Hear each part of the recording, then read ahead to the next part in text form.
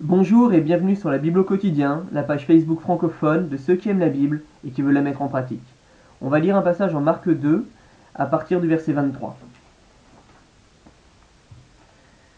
Il arriva un jour de sabbat que Jésus traversa des champs de blé. Ses disciples, chemin faisant, se mirent à arracher les épis. Les pharisiens lui dirent: Vois, pourquoi font-ils ce qui n'est pas permis un jour de sabbat? Jésus leur répondit: N'avez-vous jamais lu ce que fit David lorsqu'il fut dans le besoin et qu'il eut faim, lui et ses gens?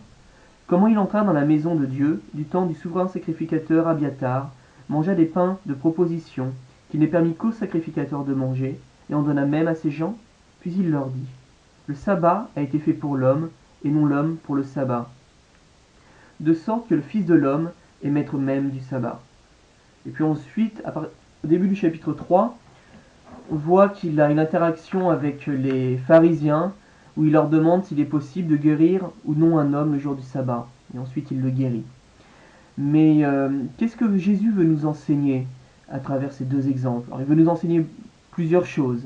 Mais il y a une chose qui me paraît importante, qu'il tâche d'enseigner, c'est que on ne doit pas être esclave des aspects extérieurs de notre foi.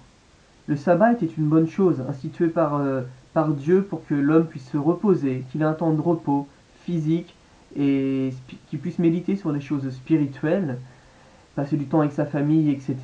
Donc il y a quelque chose de bon là-dedans. Mais à partir du moment où on en devient esclave, où on place notre confiance dans ces choses extérieures, où le cœur n'est pas formé, ce n'est plus une bonne chose. Et c'est ce que Jésus nous rappelle là. Le sabbat a été fait pour l'homme et non l'homme pour le sabbat.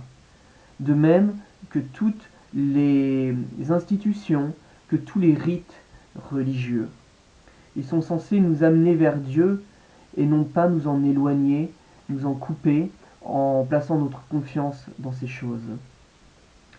Et donc la question qu'il faut se poser, c'est quels sont les sabbats de notre monde religieux personnel? En quoi plaçons-nous notre confiance? En quoi placez-vous votre confiance? Est-ce que vous placez votre confiance dans le fait d'appartenir à une assemblée? Est-ce que vous placez votre confiance dans le fait que vous participez à toutes ces activités sans jamais en manquer une seule? Est-ce que vous placez votre confiance dans le fait que vous consacrez beaucoup de temps à la prière et à la méditation? Est-ce que vous placez votre confiance dans le fait que vous donnez beaucoup d'argent pour les pauvres? Je ne sais pas. Dans quoi placez-vous votre confiance? Est-ce que vous placez votre confiance dans les œuvres? Ou est-ce que vous placez votre confiance dans la puissance de la grâce divine qui se sont manifestées à travers la vie et la mort de Jésus-Christ?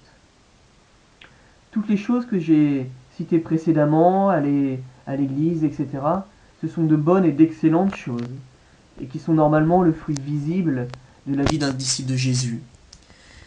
Mais si jamais on en devient esclave, ce sont plus de bonnes choses. On perd le cœur et on devient des personnes religieuses.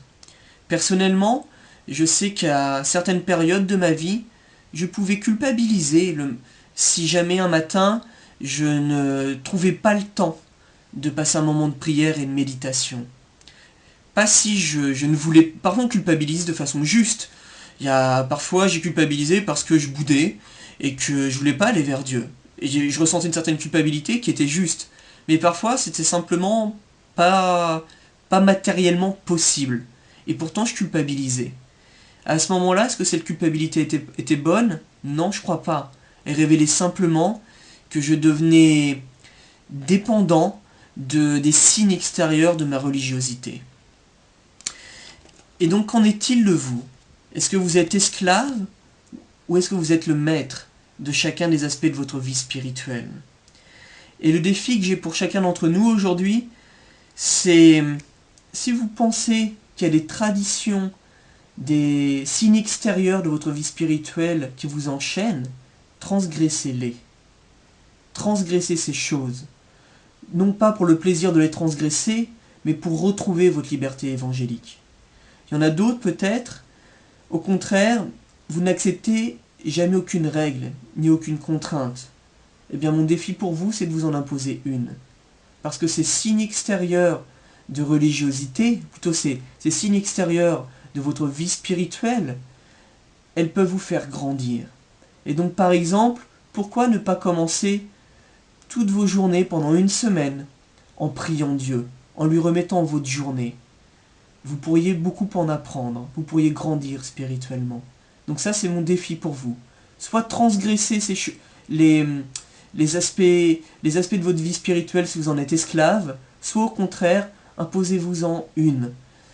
Et dites-nous sur le site tous les fruits que vous allez voir avec ça. Donc, bonne journée à vous, et puis à demain.